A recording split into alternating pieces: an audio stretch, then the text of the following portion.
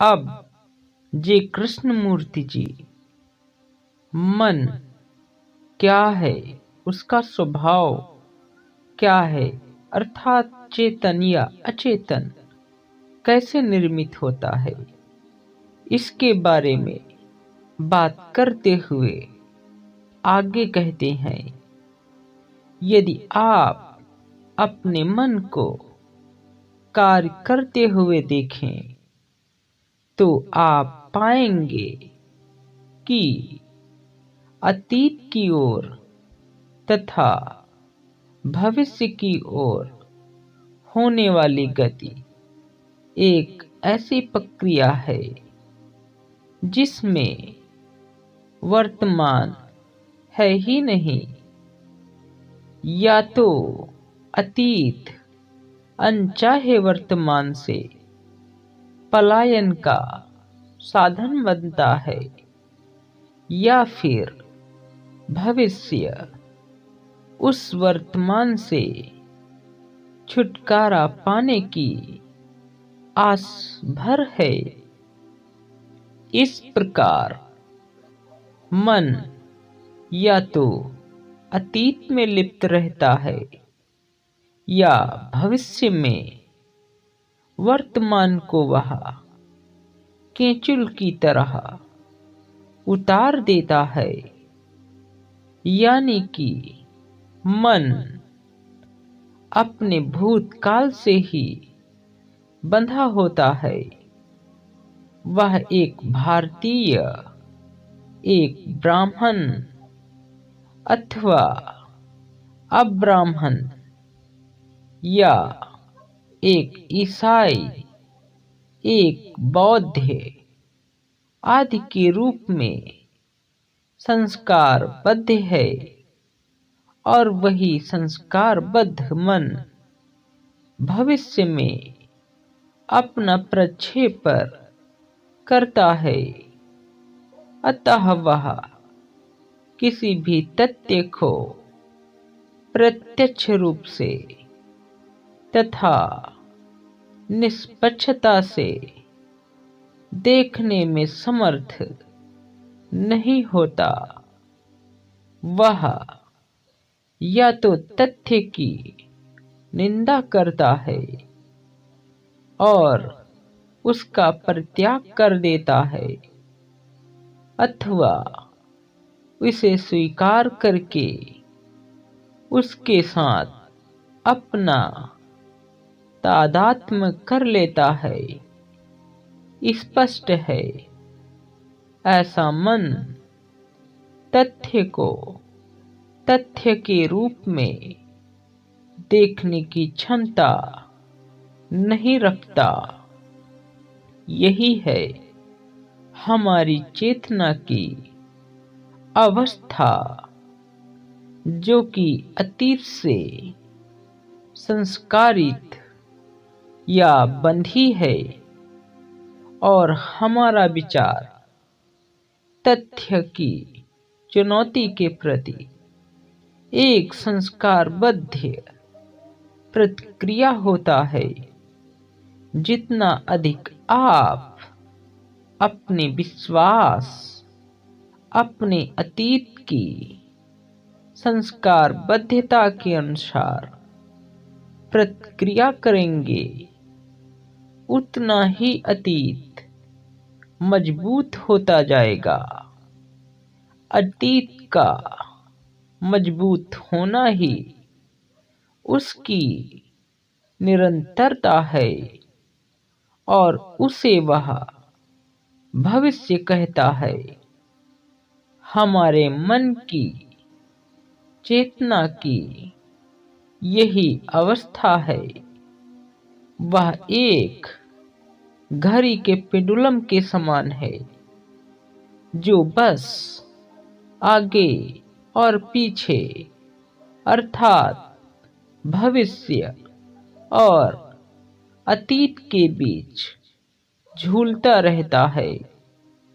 मन केवल ऊपरी सतहों से नहीं बना है, बल्कि इसमें गहरी परतें भी हैं, स्पष्ट है, ऐसी चेतना एक भिन्न स्तर पर काम नहीं कर पाती, क्योंकि वह केवल आगे और पीछे की उन दो गतियों से ही परिचित है।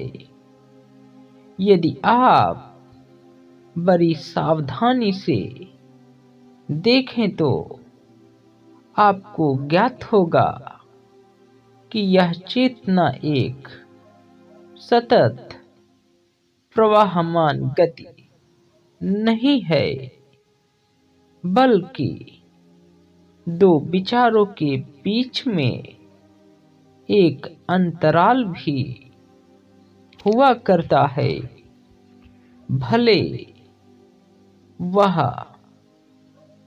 कुछ पल के लिए सूक्ष्मतम अंश ही हो, लेकिन एक अंतराल होता है जिसका पेंडुलम के आगे और पीछे झूलने में महत्व है।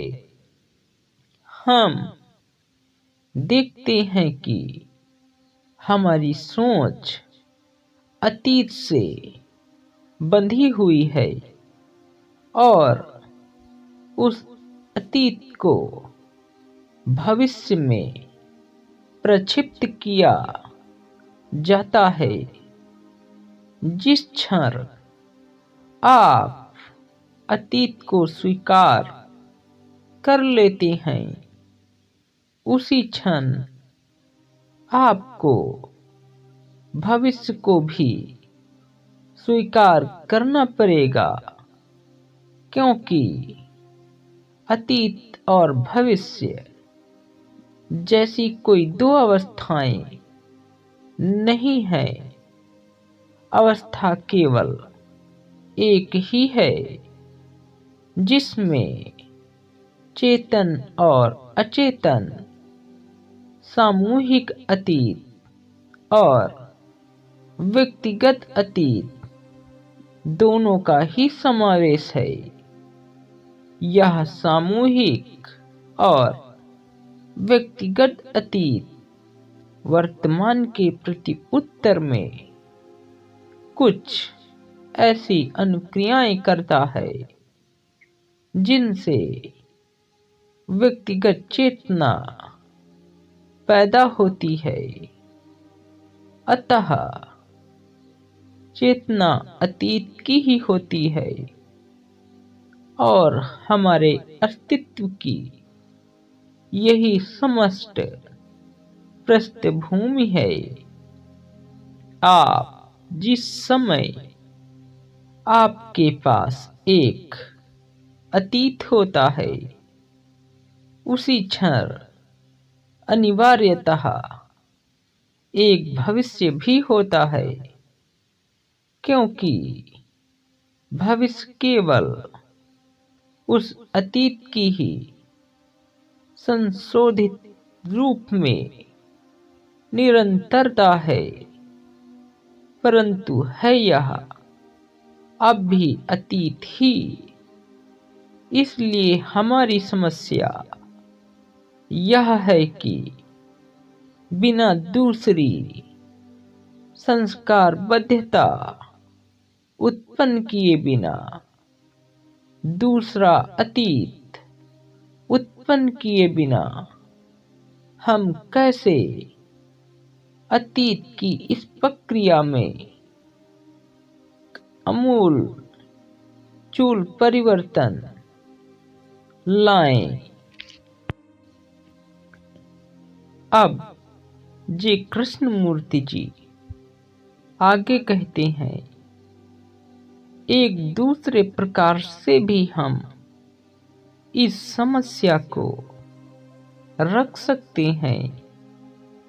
हम में से अधिकांश लोग किसी विशेष संस्कारबद्धता को त्याग देते हैं, परंतु किसी दूसरी अधिक व्यापक, अधिक महत्वपूर्ण या अधिक आनंदप्रद संस्कारबद्धता को स्वीकार कर लेते हैं। आप एक धर्म को छोड़ते हैं और दूसरे को मान लेते हैं। एक प्रकार के विश्वास का परित्याग करते हैं तथा दूसरे को स्वीकार कर लेते हैं। स्पष्ट है कि एक के स्थान पर अन्य को इस प्रकार प्रतिस्थापित करने का अर्थ जीवन को समझना नहीं है, जो कि पारस्परिकता है, संबंध है। हमारी समस्या है कि इस सारी संस्कारबद्धता से हम कैसे मुक्त हों। दो ही विकल्प हैं, या तो आप कहें कि यह असंभव है और कोई मनोमन कभी भी संस्कारबद्धता से मुक्त नहीं हो सकता, अथवा आप प्रयोग करना, जांच करना, अन्वेषण करना प्रारंभ करें। यदि आप यह दावा करते हैं कि यह असंभव है, तो स्पष्ट है कि आप दौर से बाहर हो चुके हैं। आपका यह दावा सीमित अथवा व्यापक अनुभव पर आधारित हो सकता है।